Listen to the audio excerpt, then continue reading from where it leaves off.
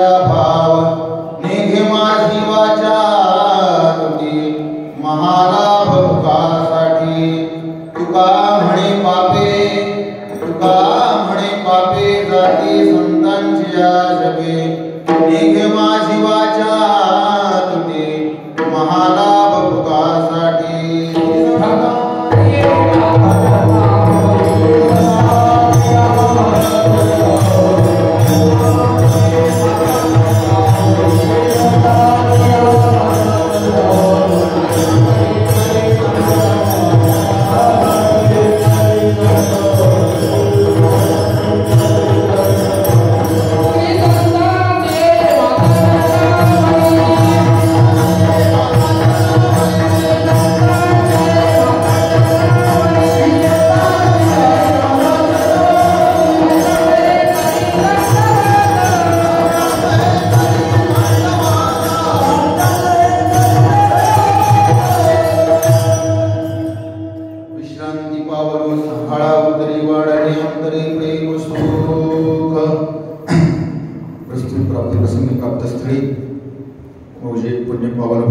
क्षेत्र असणाऱ्या फळाया सद्गुरू मोतीराम महाराजांच्या ग्रामामध्ये महाराजांच्या सानिध्यात महाराजांच्या या समयी या समाधी प्रसंगाच्या ठिकाणी जो महाराजांचा 61वा पुण्यतिथी महोत्सव या ठिकाणी सर्वजण आपण परिसरातील भक्त मंडळी गावकरी मंडळी सर्वजण या ठिकाणी साजरी करत आहोत ही महाराजांच्याच प्रेरणेने आणि महाराजांनी या ठिकाणी देह या ठिकाणी समर्पण करणे देह देवाला समर्पण केला पण ते देवाला समर्पण करत असताना त्या देहाच्या संबंधाने आपल्या सर्व या परिसराला एकदम सोन्याचं स्वरूप आणलं आणि सोन्याचं स्वरूप आणण्याचं कारण म्हणजे ते स्वतःहून परीस होते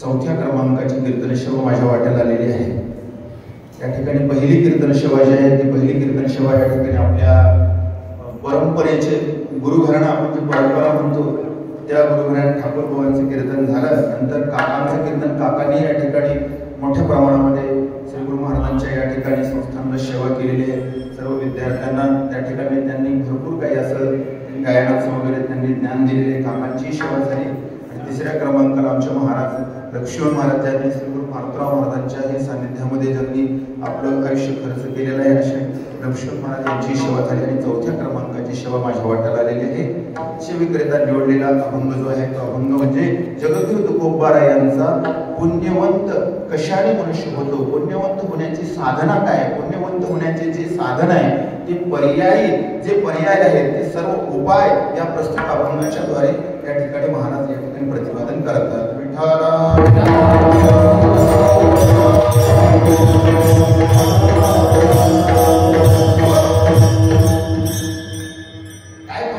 मनुष्याला पुण्यवंत व्हायला आवडतं पण पुण्यवंत होण्याचा मार्ग नाही पुण्यवंत होण्यासाठी माणसं पुण्यवंत प्रत्येकाला वाटतं कोणाला वाटत नाही असं की मी पुण्यवंत व्हावं प्रत्येकाला वाटतं मी पुण्यवंत व्हावं पण पुण्यवंत होण्यासाठी ज्या मार्गाने जायचंय तो मार्ग नाही माणसाने पकडला का नाही हो माणसांचे मार्ग जे आहे ते मार्ग काही जणांचे जर मार्ग पाहिले तर बलवंत होण्याकरता मार्ग आहे संत महात्मे हे पुण्यवंत होण्याकरता सर्व 18 सर्व पर्याय करतात सर्व उपाय करतात साधू पुरुष हे पुण्यवंत होण्याकरता सर्व उपाय त्यांच्या जीवनामध्ये असतात पण सर्वसामान्य जीवांच्या या आपण जर पाहिलं तर आपल्या जीवनामध्ये आपण पुण्यवंत होण्याचा कुठल्याही प्रकारचा विचार करत नाही भलेही आपण काय होण्याचा विचार करतो, सुरुवातीला आपण जर विचार केला तर बलवंत होण्याचा विचार करतो.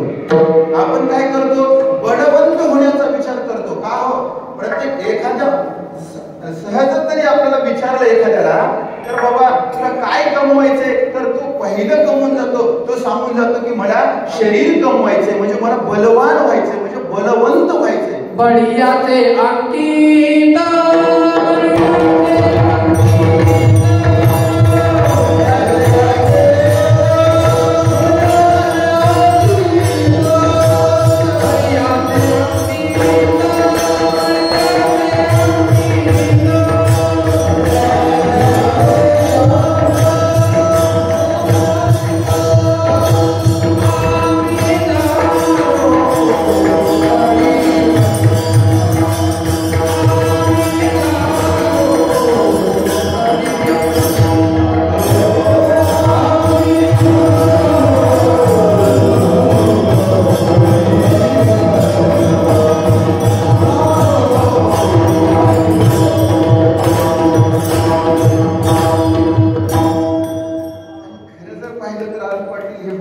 अंकित म्हणजे महाराजांच्या महाराज बलवान आहेत. महाराज हे भगवंताच्या अंकित असल्यामुळे महाराज बलवान झाले आणि महाराजांच्या अंकित आपण असल्यामुळे आपण बलवान झालो.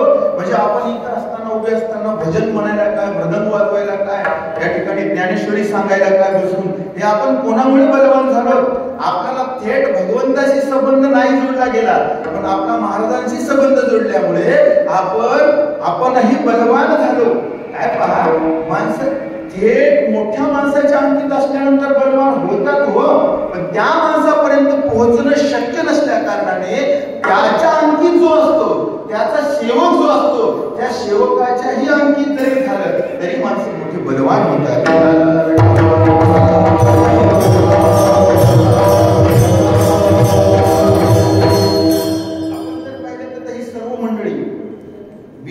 या ठिकाणी कैलास भाऊंना माहितीये, आमच्या राजा भाऊंना कैलास भाऊ, मी या ठिकाणी शिकण्याकरता राहिलो नव्हतो, फक्त मधुकरी खाण्याकरता यायचं मी आणि असं कोपऱ्याला बसायचं या मंडळीने. आणि त्या मधुकरीचा प्रसाद म्हणजे तुम्ही मला इथे उभं केलं. महाराजांची मधुकरीचा प्रसाद आहे आणि हा प्रसाद वाया जात नाही, वाया जात नाही. इथं प्रसाद केवढं मोठं वैभव आहे. आज आपल्यापेक्षाही माणसं बलवान का नाहीत?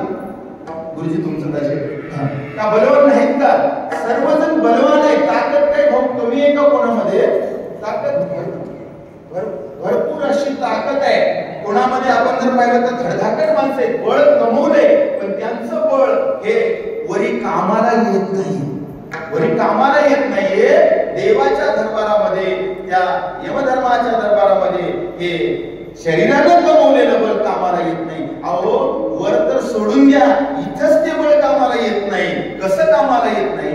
एखादा पैलवान आहे, पैलवान सहज अभंग निघाला महाराजांनी निवडला, एखादा पैलवान आहे आणि तो पैलवान एखाद्या वेळेला चालत येत असताना सहजच त्यांनी खूप असा कोणीतरी 4 जणांनी गाठून कुठलं आणि कुठून त्याला लुटलं, त्याला सर्व काही लुटलं आणि लुटल्याबरोबर तो घरी आल्याबरोबर बायकोनी पाहिलं. बायको म्हणते एवढे तुमचे कपडे फाटल्यावर एवढे पाठीवर गोळ, तुम्ही जर पाहिलं तर 10 माणसाला तुम्ही ऐकत नाही, तुम्ही महाराष्ट्र केसरी पैलवान आहात, तुम्ही एवढे असून तुम्हाला 4-2 चोराने वळकुंद्या चोराने मारलं म्हणून तुम्ही सांगता. अहो त्यांना मारलं असतं तर त्यांना प्रतिकार का केला नाही तुम्ही? त्यावेळेला हा काय म्हणतो, हा बोलत असताना म्हणतो नाही मी त्या 2-4 वाळकुंद्या चोरायला माराय का मी मूर्ख आहे का म्हणे, फुकट मारायला का? माझ्या मारण्याची किंमत किती आहे माहिती का म्हणे? मी ज्या वेळेला महाराष्ट्र केसरी म्हणून प्रसिद्ध आहे, कुस्तीच्या डावात उतरतो त्यावेळेला मला 10-20 हजाराचं पारितोषिक मिळतं, मला बक्षीस मिळतं. आणि या चोराला मारलं तर मला काय मिळालं असतं? म्हणून फुकट माराय का मी रिकाम आहे का? म्हणजे याच्याकडे बळ असून सुद्धा ते बळ कामी आलं नाही. म्हणजे बळाच्याही पुढे काहीतरी आहे, हे बळ काही कामाला येत नाही. बलवान हे कोणाच्या तरी अंकित असतात, कोणाच्या अंकित असतात हो? हे बलवान जर पाहिलं तर हे बलवान एखाद्या वेळेला गुरुजींचं प्रमाणच आहे. तर बळ या ठिकाणी काही अनेक प्रकारचं बळ आहे. आपल्याला पुण्याचं बळ पाहिजे, पुण्याच्या बळापर्यंत. आणि काय नाही भाऊ, टाइम झाला की मला सांगत वेळ झाला की पुण्याचं बळ आहे. आता पाहिलं तर पहिलं बळ आपण पाहिलं शारीरिक बळ आहे, आणि दुसरं बळ जर पाहिलं तर माणसाकडे कौटुंबिक बळ आहे. कौटुंबिक बळ आहे. कौटुंबिक बळाचा जर विचार केला तर एखाद्या शरीर बळाच्या पुढे कौटुंबिक बळ आहे. कसं हो, तर ते जर पाहिलं तर एखादा मनुष्य हडकुळ आहे, चक्क हडकुळ आहे, त्याच्या अंगात ताकद नाही, आणि त्यानं एखाद्या धडधाकट असणाऱ्या माणसाच्या कानफडीत मारावी, धडधाकट असणाऱ्या. पण त्यावेळेला ती माणसं काय म्हणतील बाजूचे, अरे एवढा मोठा धडधाकट आहेस तू, 2 हात केले असते तर एका मध्ये गेला असता, तो एका थापडात बाजूला सरकला असता. का त्याला प्रतिकार केला नाही? तो म्हणतो तो गेला असता, त्याला रडला असतं, धरला असतं, समजला असतं, त्याच्या अंगात ताकद नाही, पण त्याच्या पाठीमागं ताकद मोठी आहे. त्याच्या पाठीमागचं कौटुंबिक बळ आहे, हे कौटुंबिक बळ फार मोठं आहे. किती मोठं म्हणजे कौटुंबिक बळाला सुद्धा काही वेळेला हे शारीरिक बळाच्या पेक्षा कौटुंबिक बळ प्रबळ ठरतं. याच्याही पुढे बळ आहे.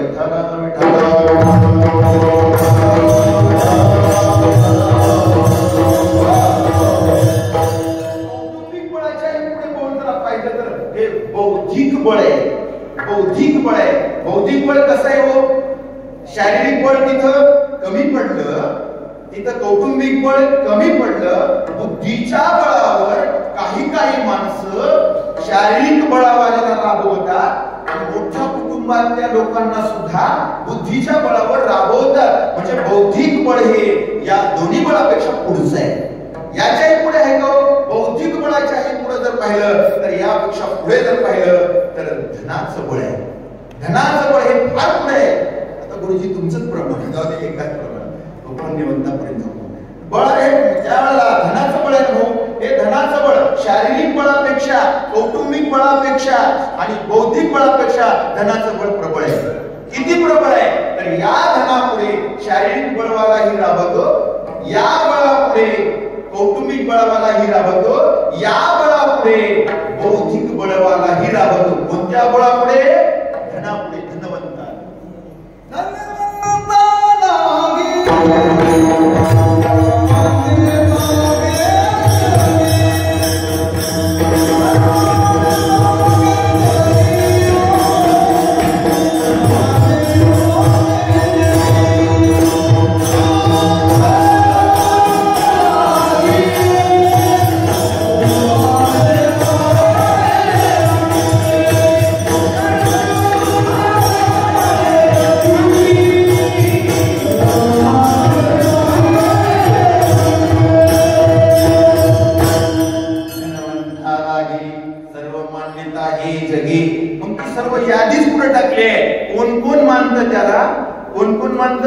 माता, पिता, बंधुजन, सर्व मानिती, वचन, बरवा चाले, धंदा, बहीण म्हणे, जब लग अपने पल में पैसा,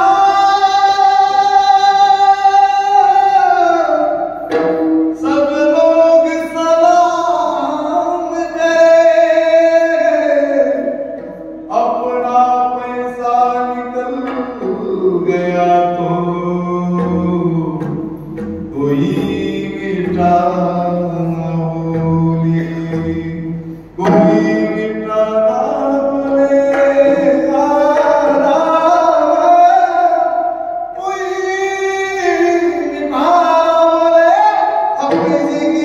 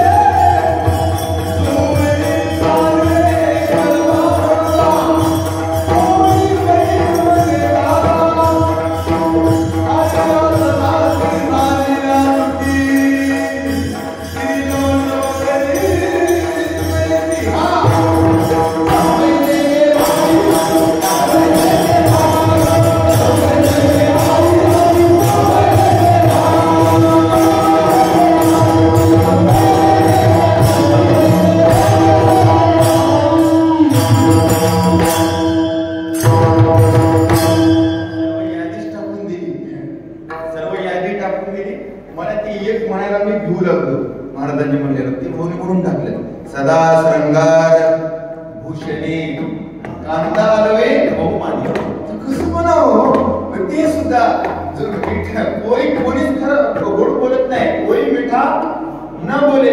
बायको तर बोलत ना मिठा नाही बोलत. सदा श्रंगार भूषणी कांता दवे बहुमाने. म्हणजे धनवंत पुरुष असताना त्या धनवंताला धनाचं बळ मोठं आहे, धनवंत मोठं आहे. पण याही पेक्षा आपण जर पाहिलं क्रमाक्रमानं शरीर, कौटुंबिक, बुद्धिमान, धनवान याच्याही पुढे बळ आहे. ते बळ जर पाहिलं तर ते गुणवंताचं बळ आहे. विठाला विठाला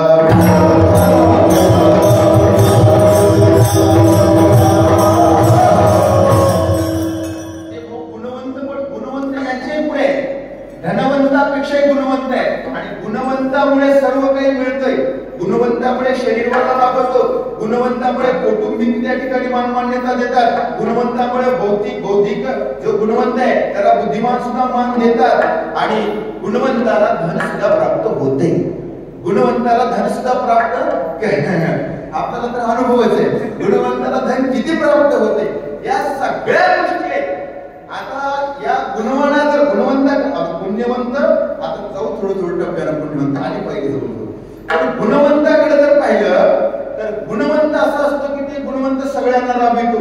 आता तुम्ही आता आपण पाहत असताना केवढ्याने मोठ्याने धडधाकट शरीरवाले असले तरी तुम्ही त्याला ते तेवढी सेवा करतात ना. कशामुळे? एवढे बलवान असून सुद्धा ते करतात. मोठ्या कुटुंबातले सुद्धा तुमची सेवा करतात. आणि याच्यापेक्षा बुद्धिमान असणारे किती बुद्धिमान आहेत ना लोक, ते सुद्धा गुणवंताची सेवा करतात. धनवंत करत नाहीत का? अहो धनवंत सुद्धा गुणवंताची सेवा करतात. म्हणून गुणवंत एवढे श्रेष्ठ आहे. गुणवंतासारखं श्रेष्ठता गुणवंताच्या ठिकाणी सर्व काही त्याला प्राप्त होते.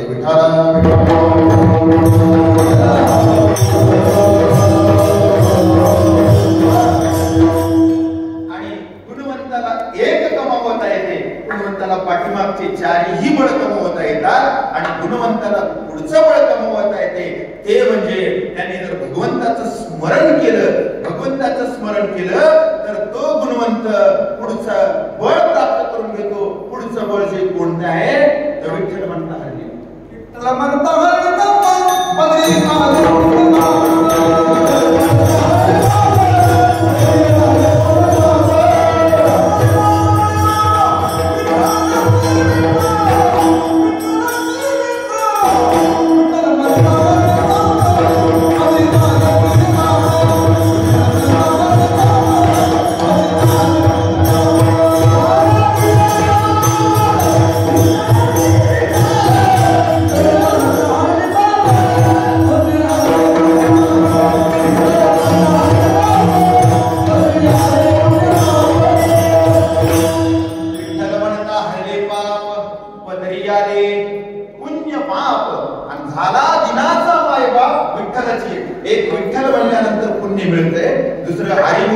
हरिमुखी म्हणा पुण्याची गणना कोण करेल. आता हे करता येत नाही आपल्याला. मग आपल्याला पुण्यवंत होण्याकरता गुणवंत झालो, देवाचं नाव घेतलं. आता श्री गुरु महाराजांचं जर नाव घेतलं आपण, महाराजांचं नाव सतत आपल्या मुखाला आलं तर आपल्याला फुकट असा लाभ प्राप्त होतो. तो पहिल्या चरणात प्रकट करतात महाराज.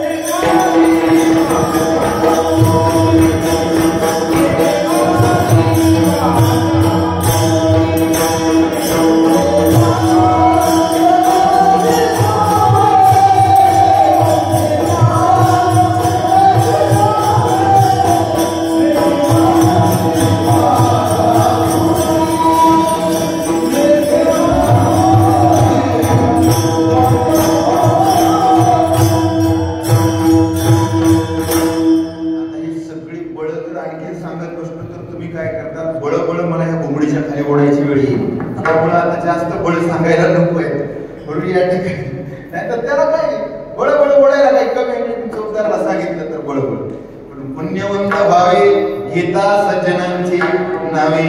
माणसांनी गुणवंत झाल्यानंतर पुण्यवंत होण्याचा विचार केला पाहिजे आणि तो पुण्यवंत होण्याचा विचार नक्कीच आपण करत आहोत. आपण श्री गुरु महाराजांचं या ठिकाणी स्मरण करत आहोत, महाराजांचा नामजप या ठिकाणी करत आहोत आणि महाराजांचा नामजप केल्यामुळे आपण नक्कीच पुण्यवंत होऊ अशी आपण या ठिकाणी इच्छा प्रकट करूया आणि झालेली सेवा गुरु महाराजांच्या चरणी या ठिकाणी समर्पित करूया.